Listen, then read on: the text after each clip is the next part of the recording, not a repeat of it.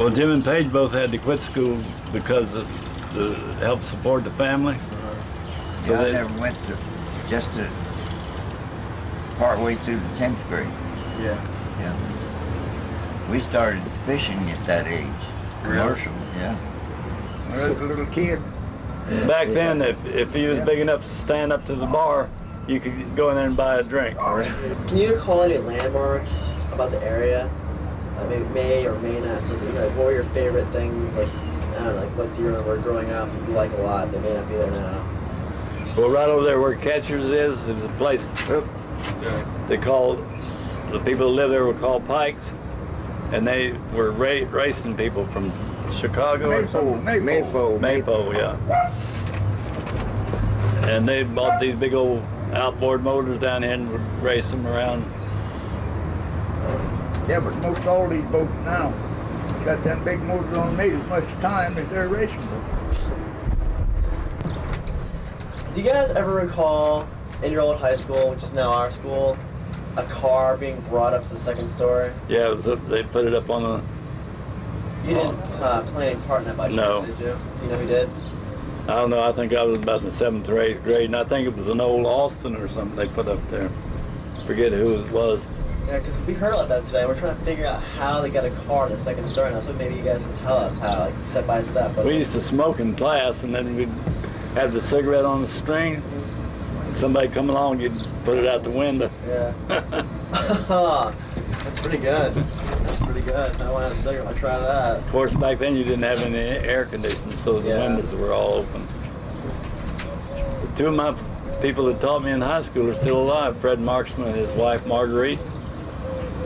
He still lives in Port Richey. You still talk to them, or? I haven't seen him in probably 2 or 3 years. He's one of those radio hams. But he tried to teach me algebra, and I never did learn how to speak that stuff. Breaker, 1, 2. You guys never had one of those, did you? Yeah, ham radio. They had them on the boats. You didn't even know nothing about radios that time and day. No, all you had was a compass. What prominent businesses were going around during the Depression for, if you recall? Well, mullet, mackerel fishing, and sponging. Yeah, that's the main thing. When we was growing up, we sponged here. We had 2 sailboats. They didn't have any engines in them at all. I mean, you depend on the wind to go wherever you wanted to go. And then they had these things like that little boat up on the ports there. On the ports there, that's a dinghy. They rode around. They had 9-foot oars that you rode around the Gulf out there.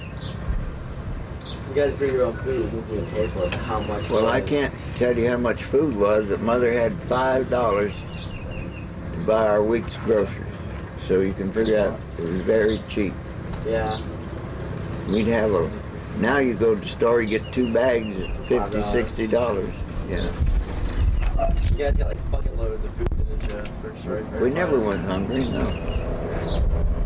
Well, you don't want to tell these sport fishermen that, but a long time ago we used to go out in the Gulf and harpoon tarpon.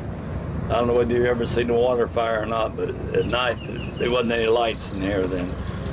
The phosphorus in the water. Phosphorus in the water, you could tell whether it was a stingray, a shark, or a tarpon.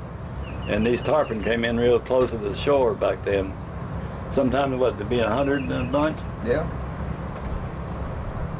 And you'd go out there and you would spear them, and the spear came off the pole, and you had him right with a rope. And sometimes it'd burn your hands up, right? Yeah. And then we'd bring those tarpon in here, and we would clean them and smoke them, and Mother made fish cakes out of them.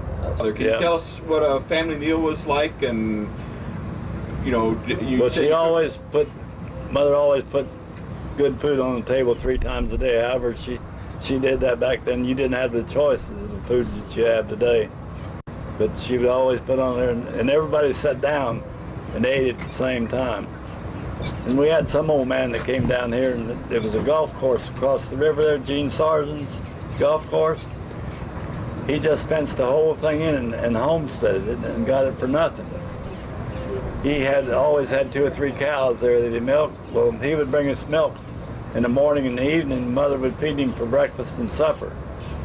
And then he babysitted for us a lot of times, and I think that's what helped us get some education, because he would read to us and he was deaf.